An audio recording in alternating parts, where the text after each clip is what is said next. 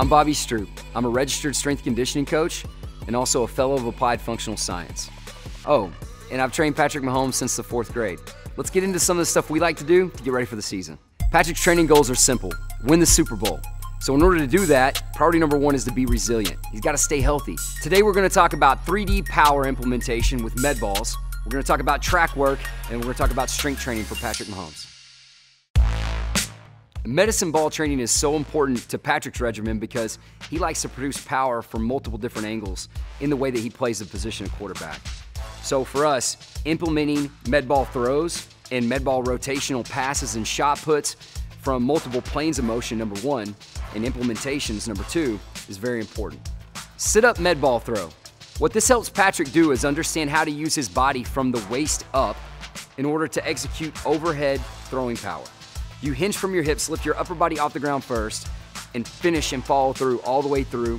When you finish and throw the ball, your hands should almost go past your toes, like a hamstring stretch. And obviously you want to hit the wall as hard as you can. Med ball granny toss. What this helps Patrick do is learn to get extension from his hips. So a lot of times we'll cue him to throw his hips through his head. This is going to help give him flexibility in his spine and the sagittal plane, and learn not to over-rely on his upper body to produce power. Med ball shot put throw.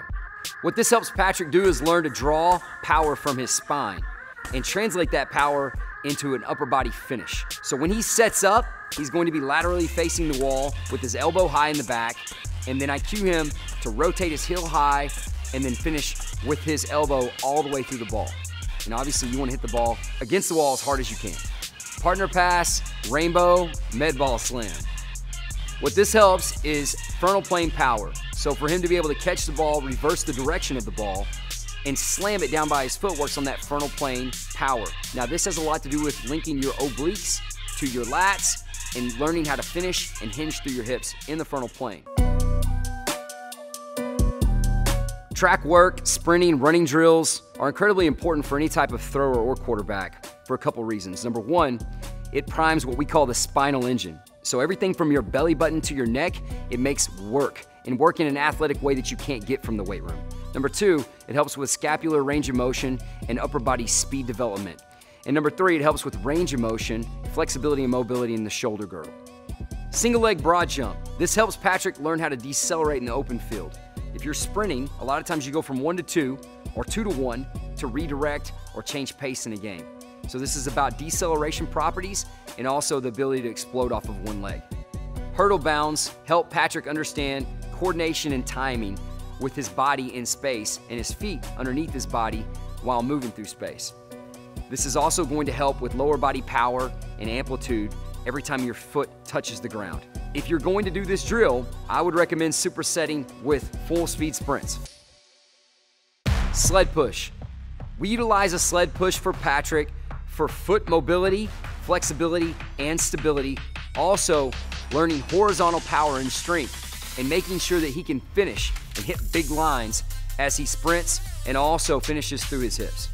The backward sled pull is used for posterior chain reinforcement, also teaching the body how to pull through different transformational zones. For instance, teaching the hamstring how to extend the knee when you're moving backwards, and also keeping the back stable while you're moving with resistance going backwards.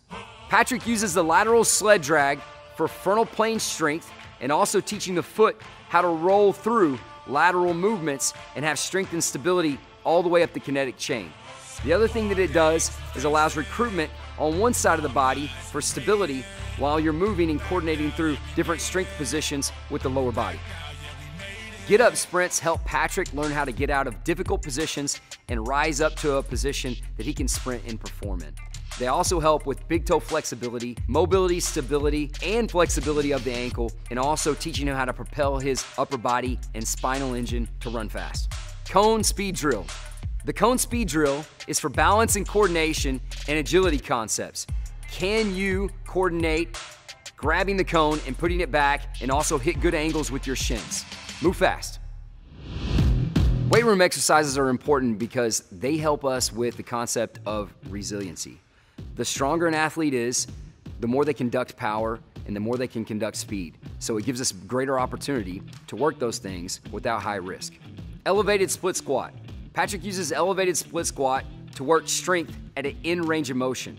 In this position, you need to work slow and have isometric holds for up to 5 seconds at the end range of motion. We use the 3-position isometric pull-up to make sure Patrick has stability in 3 different positions in a vertical pull. This is important because at every single position you have different muscle recruitment patterns and different stress on your soft tissues. Overcoming isometric trap bar deadlift is to make sure that we maximally recruit all the muscle fibers in the body, but also it's about stability of the lumbar spine. Cable push-pull. The cable push-pull is about rotational power, and it's about relative rotation in the spine. Pull as hard as you can as you rotate and punch through.